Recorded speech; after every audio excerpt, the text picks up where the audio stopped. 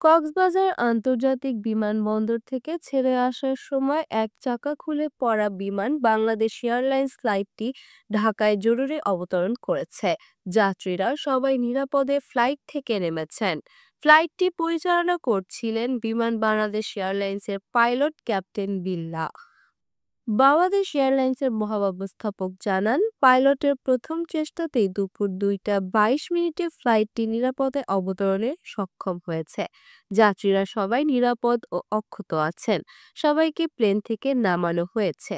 শাহজালাল আন্তর্জাতিক বিমানবন্দর কর্তৃপক্ষ এক বার্তায় জানায়, আজ দুপুর 1টা 35 মিনিটে কক্সবাজার থেকে ছেড়ে আসা বিমানের ফ্লাইটটি BG-436, যাতে 71 জন যাত্রী ছিলেন, হজরত শাহজালাল আন্তর্জাতিক বিমানবন্দরে আসার পথে বাম পাশের ল্যান্ডিং গিয়ারের চাকার সমস্যা পরিলক্ষিত হলে বিষয়টি সঙ্গে সঙ্গে কন্ট্রোল টাওয়ারকে জানানো হয়। তাৎক্ষণিক বিমানবন্দর কর্তৃপক্ষ প্রয়োজনীয় সতর্কতামূলক ব্যবস্থা গ্রহণ করে। পরে ফ্লাইটটি দুপুর 2টা 22 মিনিটে ঢাকায় নিরাপদে অবতরণ করে।